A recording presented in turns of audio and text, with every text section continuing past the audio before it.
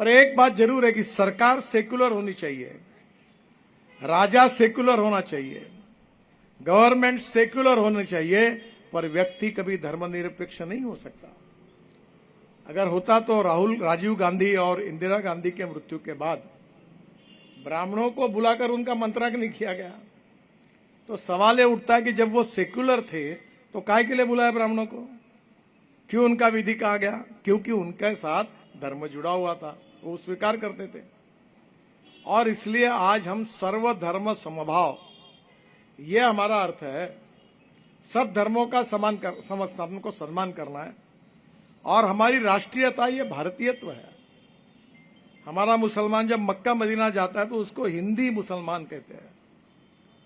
वो कोई अरब या कुवैत से या कोई दुबई से या कोई अफगानिस्तान से वो नहीं कहते, हिंदू बोलते उसको, हिंदी। इसका उल्लेख यही है कि हमारी संस्कृति और इतिहास के बारे में बीच में अंग्रेजों के कार्यकाल में हमारे दिमाग में गलत बातें बैठा दी गई है।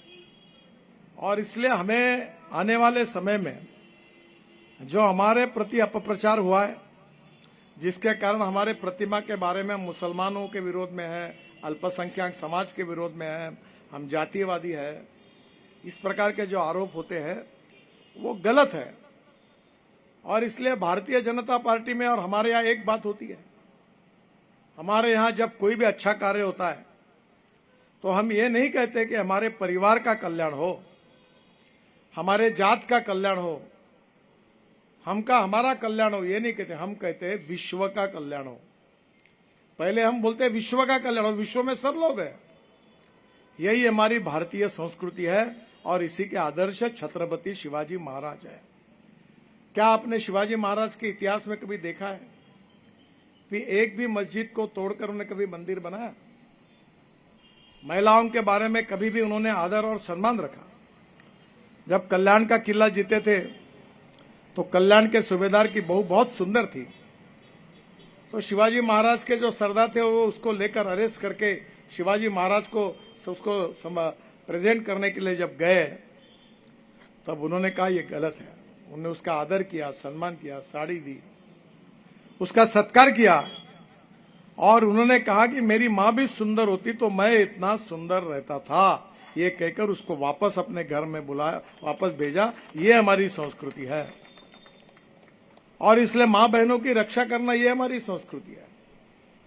मैं जब एक बार ताजबाग में गया था, अफू, गांजा, चरस सब चल रहा था, गुनेगारों का राज्य था। यहाँ नरूल हसन हमारे डीएसपी थे, सब तकरारें कर रहे थे। रात को 7-8 बजे के बाद हमारी मुस्लिम माँ बहनें रोड पर घूम नहीं सकती थी।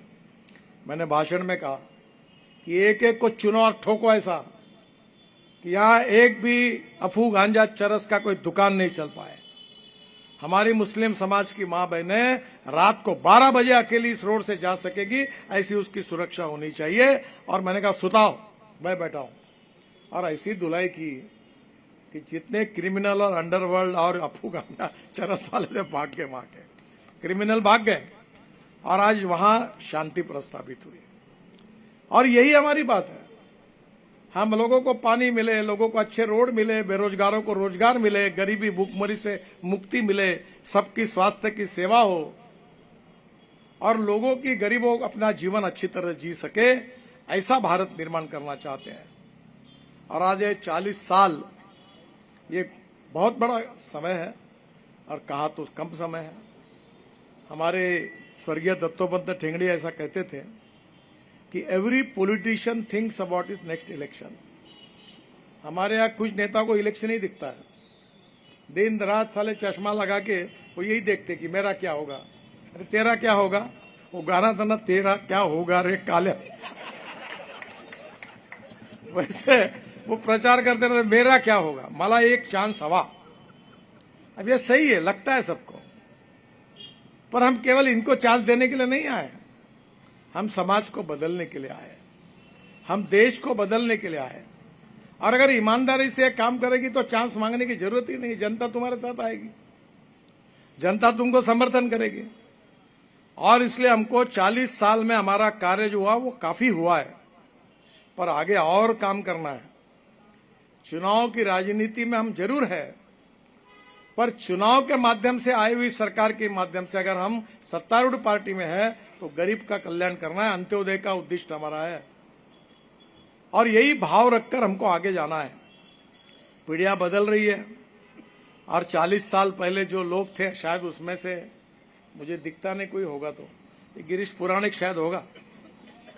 गिरीश आएगा तू होता का न्यू इंग्लिश शाळेत मालती तो बड़ी है। हाँ दादा हांडे है, मैं था। अब 40 साल पहले के कार्यकर्ता चले गए, बहुत से 46 साल पहले के बहुत से कार्यकर्ता चले गए। ये चलने वाला है, जिसका जन्म होता है उसका मृत्यु अटल है।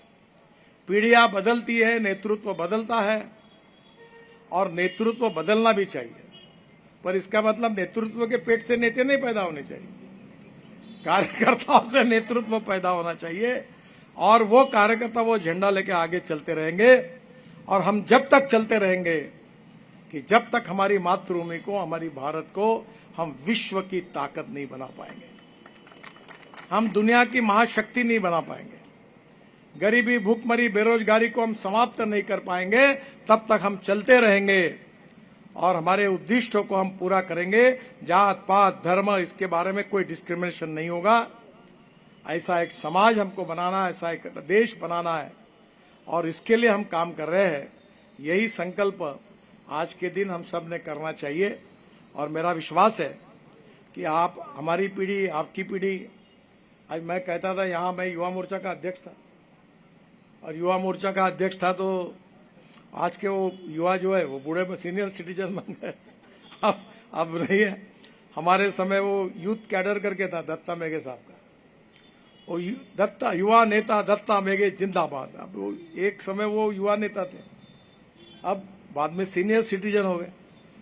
तो कहीं ना कहीं जीवन में, ये आपके जीवन में, मेरे जीवन में, सबके जीवन में बदल होने वाला है और ये समझ लेना कि जो कुर्सी पर बैठा है वो उठने वाला ही है और नहीं उठाएगा तो भगवान उठा के ले जाएगा। इसको कोई अपवाद नहीं है, ये बड़ा टेम्पररी काम है। ये आने के बाद बिल्कुल शांति से रहो, आग में मत आने दो, नहीं तो होली के दिन भांग पीने के बाद जैसा होता है वैसा कुर्सी चिपकने के बाद आदमी बदल जाता है, वो मत होने दो।